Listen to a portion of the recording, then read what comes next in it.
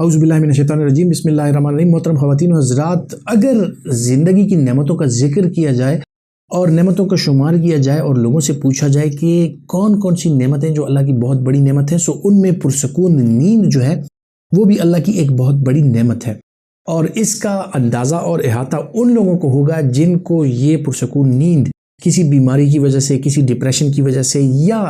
किसी भी वजह से उनको पुरसकून नींद नसीब नहीं होती। सो उन लोगों को अंदाज़ा है कि पुरसकून नींद जो है वो अल्लाह की कितनी बड़ी नेमत है।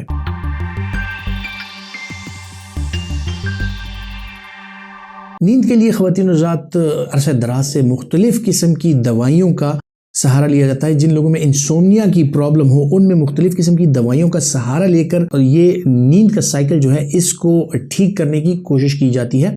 और जो कॉजेज़ हों उनको मद्देनज़र रखते हुए आपका डॉक्टर जो है वो नींद के लिए आपको मुख्तलिफ़ किस्म की गोलियां या दवाइयां जो हैं वो तजवीज़ कर सकता है।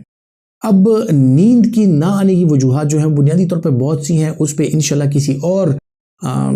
तस्करे में मैं ज़िक्र करूँगा कि वजूहात क्या होती हैं और कौन कौन सी टाइप्स के इंसोमियाज होते हैं, सो उसका जिक्र किया जाएगा। लेकिन आज मैं अपने आप को महदूद रखता हूँ इंसोमिया के क्योर के हवाले से एक ख़ास किस्म की दवाई जिसे मेलाटोनिन कहा जाता है, उस तक मैं अपने आप को महदूद रखता हूँ और आपको बताता हूँ कि मेलाटोनिन बेसिकली क्या चीज़ है और इसका इस्तेमाल किन सूरतों में किया जाता है। अब मेलाटोनिन जो है ब्रेन में मुख्तलिफ़ किस्म के न्यूरोट्रांसमीटर्स एक्सक्रीट और सिक्रीट होते हैं जब भी आपके दिन का जो सर्केडियन रिदम है वो चल रहा होता है। जैसे सुबह होती है आपकी आंख खुल जाती है और फिर शाम होते होते अंधेरा होता है और रात के वक्त आपको नींद आ जाती है। सो ये साइकिल जो है इंसान का ये सर्केडियन रिदम कहलाता है। जब भी किसी वजह से ये सर्केडियन रिदम डिस्टर्ब हो तो आपके ब्रेन के जो न्यूरोट्रांसमीटर्स हैं उनमें बेसिकली डिस्टर्बेंस आ जाती है। जब भी रात का वक्त आता है, अंधेरा होता है और आपके सोने का टाइम होता है तो आपके ब्रेन में मुख्तलिफ़ किस्म के न्यूरोट्रांसमीटर्स जो हैं वो आ जाते हैं और उसकी वजह से जो है तो आप पे ग़ुनूदगी आ जाती है और आप नींद की कैफियत में चले जाते हैं। और जब ये नींद आपको आती है तो आपके ब्रेन में मेलाटोनिन जो न्यूरोट्रांसमीटर है उसकी एक्सक्रीशन बढ़ जाती है, उसका जो तनासुब है वो बढ़ जाता है और इस वजह से आप डीप स्लीप में चले जाते हैं। बुनियादी तौर पे इसी को टारगेट करते हुए मुख्तलिफ़ किस्म की दवाइयों का सहारा लिया गया। मुख्तलिफ़ किस्म की दवाइयाँ इसी चीज़ को कि आपके मेलाटोनिन की जो तनासुब है ब्लड में और ब्रेन से जो सिक्रीट हो रहा है उसको बढ़ाया जाए, तो उसके लिए मुख्तलिफ़ किस्म की बेंजोडाइज़ेपिन, नॉन बेंजोडाइज़ेपिन्स और मुख्तलिफ़ किस्म के मेडिसिन का सहारा लिया गया और वो भी काफ़ी इफ़ेक्टिव साबित हुआ। लेकिन फिर साइंसदानों ने सोचा कि क्यों ना यही मेलाटोनिन जो आपको डीप स्लीप की तरफ ले जाता है, इसी मेलाटोनिन का इस्तेमाल कराया जाए तो इसका जो कंसंट्रेशन है वो बढ़ जाएगा और आपको पुरसकून नींद आएगी। सो इस हवाले से जो है तो मेलाटोनिन ये अवेलेबल है, टैबलेट फॉर्म में भी अवेलेबल है, सिरप फॉर्म में भी अवेलेबल है और ड्रॉप्स की फॉर्म में भी अवेलेबल है। अब जिक्र करते हैं कि ये मेलाटोनिन किन लोगों के लिए होता है। सो मेलाटोनिन जो है बुनियादी तौर पे उन लोगों के लिए होता है जिनको स्लीप की प्रॉब्लम हो लेकिन उनमें कोई उसका जैसे आप समझ लें कि कोई ऑर्गेनिक कॉज ना हो, मतलब वो क्रॉनिक किडनी डिजीज़ या क्रॉनिक लिवर डिजीज़, यूरेनिया या हेपेटिक एनकेफेलोपैथी की वजह से उनका सर्केडियन रिदम डिस्टर्ब हो, ऐसे लोगों में इसका इस्तेमाल नहीं कराया जाता, बल्कि उन लोगों में इसका इस्तेमाल कराया जाता है जिनकी नींद जो है वो कुछ अरसे के लिए डिस्टर्ब हुई हो,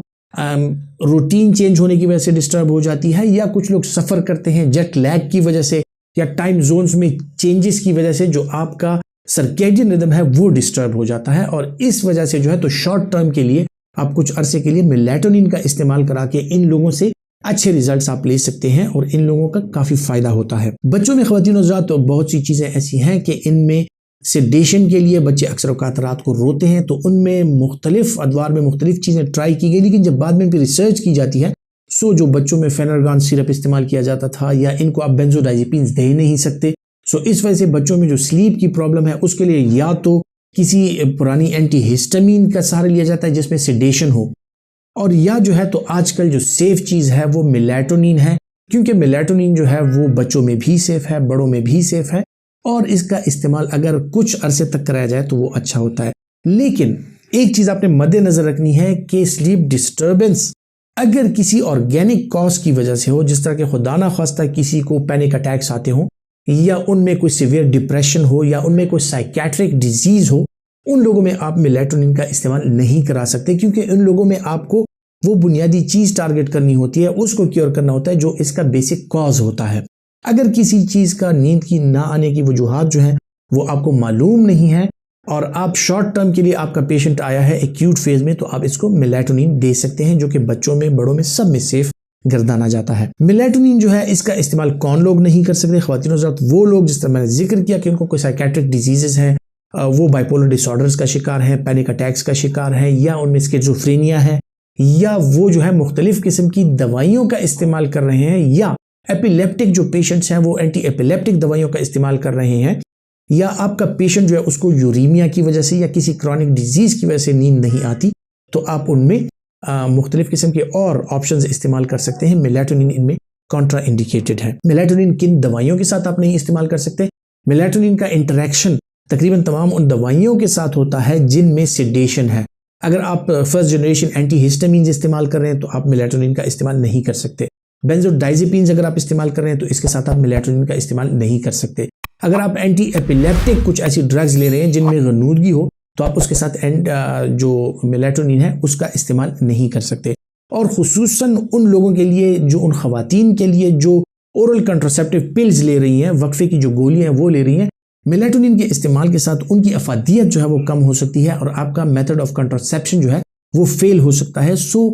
ऐसी खवातीन जो कि कंट्रासेप्टिव पिल्स पे हैं वो भी इसका इस्तेमाल करते हुए अपने डॉक्टर से ज़रूर मशवरा कर लें, क्योंकि इसके साथ आपका मेथड ऑफ कंट्रासेप्शन जो है वो फेल हो सकता है। ख़वातीन हज़रात, मेलाटोनिन अगर कुछ अरसे के लिए इस्तेमाल की जाए तो ये इंतहाई सेफ ड्रग है, इसके बहुत ज़्यादा कोई साइड इफ़ेक्ट इस तरह के नहीं है। लेकिन क्रॉनिक किडनी डिजीज़ जिनमें यूरीमिया हो, या क्रॉनिक लिवर डिजीज़ जिनमें दायमी लिवर की बीमारियां हो, या सिरोसिस ऑफ लिवर हो, वो लोग इसका इस्तेमाल हरगिज़ ना करें, क्योंकि इसके साथ उनकी गनूदगी बढ़ सकती है और वो यूरिमिक एनकेफेलोपैथी या हेपेटिक एनकेफेलोपैथी का शिकार हो सकते हैं। इसके साथ बड़े कोई साइड इफ़ेक्ट्स इस तरह के नहीं हैं जिस तरह के ओपियाइड डिराइवेटिव्स के साथ होते हैं या बेंजोडाइजेपिन्स के साथ होते हैं, लेकिन लंबे अरसे के लिए इसका इस्तेमाल नहीं करना चाहिए। शॉर्ट टर्म के लिए ये एक इंतहाई मुफीद ड्रग है, लेकिन अगर आपका डॉक्टर आपको तजवीज़ करे तब। अपना बहुत सा ख्याल रखिएगा। अल्लाह हाफिज़।